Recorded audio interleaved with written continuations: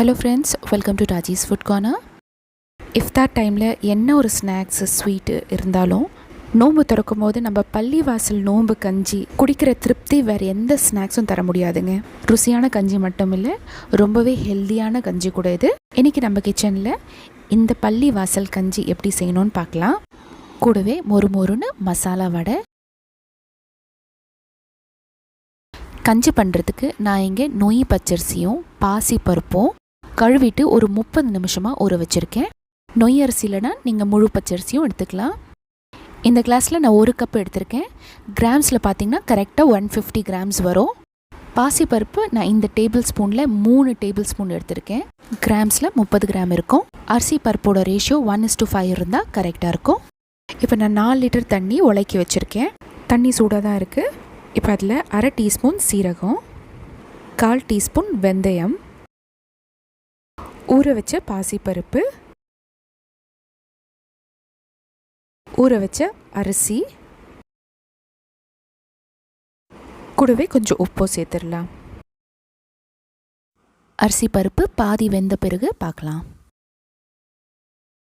பாதி வெந்த பிறகு நான் இங்கே 2 மீடியம் சைஸ் வெங்காயம் கட் பண்ணி வச்சுருக்கேன். அதில் பாதி நான் இப்போ சேர்த்துட்றேன். கூடவே 1/2 கையளவு கொத்தமல்லி, 1/2 கையளவு புதினா, 3 பச்சை மிளகாய், ஒரு சின்ன கேரட் கட் பண்ணி வச்சுருக்கேன், அதுவும் சேர்த்துட்றேன். இதெல்லாம் சேர்த்துட்டு அரிசி ஃபுல்லாக வேகிறதுக்கு விடலாம். அரிசி வேகிற கேப்பில் ஸ்டவ்வில் கடாய் வச்சுருக்கேன். 2 டேபிள் ஸ்பூன் எண்ணெய் சேர்த்தாச்சு. எண்ணெய் சூடானதுமே இதில் ஒரு 5 கிராம்பு சேர்த்துட்றேன். 1 இன்ச்சு பட்டை, 2 ஏலக்காய், மீதி இருக்கிற வெங்காயம் சேர்த்துட்டு வெங்காயம் நல்லா வதக்கிடலாம். வெங்காயம் சீக்கிரம் வதங்கிறதுக்கு நான் கொஞ்சோன்னு உப்பும் ஆட் பண்ணிடுறேன். வெங்காயம் நல்லா வதங்கியாச்சு. இதில் 2 டீஸ்பூன் இஞ்சி பூண்டு பேஸ்ட் சேர்த்துடலாம். இஞ்சி பூண்டு பச்சை வாசனை போகிற அளவுக்கு இதை நல்லா வதக்கிடலாம். வெங்காயம் நல்லா வதங்கிடுச்சு. இப்போ இதில் 100 கிராம் மட்டன் கீமா ஆட் பண்ணிடலாம். வெஜ் கஞ்சி செய்கிற மாதிரி இருந்துச்சுன்னா கீமா மட்டும் அவாய்ட் பண்ணிடுங்க. 1/2 கையளவு கொத்தமல்லி, 1/2 கையளவு புதினா இலை சேர்த்துடலாம். நல்லா கலக்கிட்ட பிறகு 1/4 டீஸ்பூனோட கம்மி மஞ்சள் பொடி சேர்த்துட்றேன்.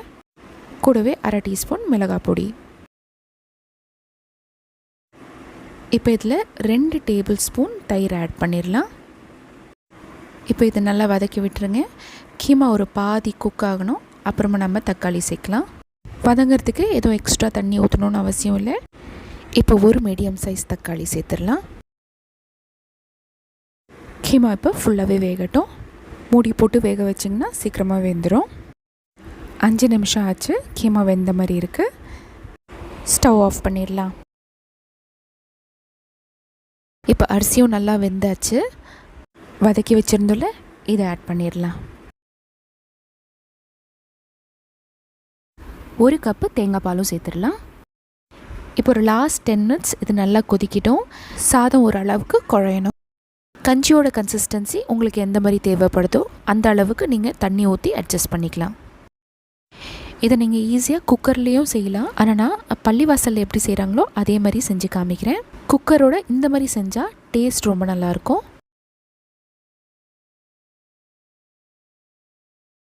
இப்போ தேவையான அளவுக்கு அரிசி குழஞ்சிருக்கு. கஞ்சி ஆறுச்சுன்னா கொஞ்சம் கெட்டியாயிரும். இது இப்போ ரெடி. ஸ்டவ் ஆஃப் பண்ணிவிட்டு இப்போ வடை செய்கிறதுக்கு எல்லாம் ரெடி பண்ணிடலாம். வடை செய்கிறதுக்கு நான் 1 கப்பு கடலை பருப்பை 30 நிமிஷம் ஊற வச்சுருந்தேன். ஊற வைக்கிறதுக்கு முன்னாடி நல்லா கழுவி ஊற வைங்க. இப்போ இதுலேருந்து தண்ணி ஃபுல்லாக வடிச்சிட்டு மிக்ஸி ஜாரில் சேர்த்துடலாம்.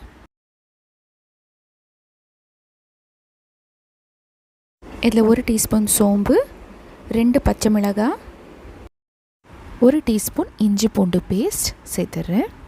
இப்போ 1 பாதியாக தண்ணி ஊற்றாமல் இதை அரைச்சிடலாம். எக்ஸ்ட்ராவாக தண்ணி ஊற்றாதனால சீக்கிரமாக அரையாது. ஆனால் சுத்தமாகவே அரையலைன்னா நீங்கள் கொஞ்சம் தண்ணி வேணும்னா தெளித்து கிரைண்ட் பண்ண பாருங்கள். இந்த மாதிரி கொரன்னு அரைச்சிடுங்க.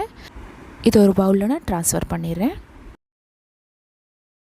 இதில் இப்போது 2 மீடியம் சைஸ் வெங்காயம் சின்னதாக கட் பண்ணி வச்சுருக்கேன், அதை சேர்த்துடுறேன்.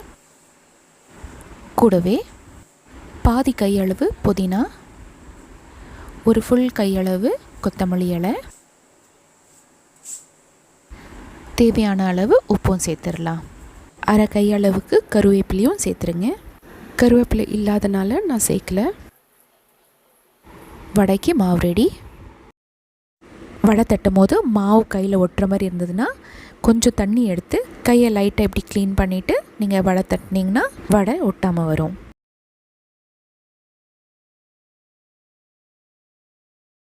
கடாயில் எண்ணெய் சூடாகிறதுக்கு நான் ஆல்ரெடி வச்சுருந்தேன். இப்போ மாவை ஒன்று ஒன்றா தட்டி இந்த மாதிரி போடலாம். தீ மீடியமில் இருக்கட்டும். ஒரு வடைக்கும் இன்னொரு வடைக்கும் கேப் விட்டு போடுங்க. போட்டுட்டு பிறகு இமீடியட்டாக திருப்பாதீங்க. கொஞ்ச நேரம் இது இப்படி இருக்கட்டும். ஒரு சைடில் கொஞ்சம் வெந்த பிறகு இதை திருப்பிடலாம். 2 பக்கமும் கோல்டன் ப்ரௌன் ஆகிற அளவுக்கு நம்ம வடையை ஃப்ரை பண்ணிடலாம். சுட சுட வடை ரெடி. இதே அளவோடு நீங்கள் உங்கள் வீட்டில் ட்ரை பண்ணி பாருங்கள். ரெசிபி பிடிச்சிருந்தா உங்களோட ஃப்ரெண்ட்ஸ் ரிலேட்டிவ்ஸ்க்கு இந்த வீடியோவை ஷேர் பண்ணுங்கள். வீடியோ நோட்டிஃபிகேஷனுக்கு என்னோடய சேனலை சப்ஸ்கிரைப் பண்ணுங்கள். Bye.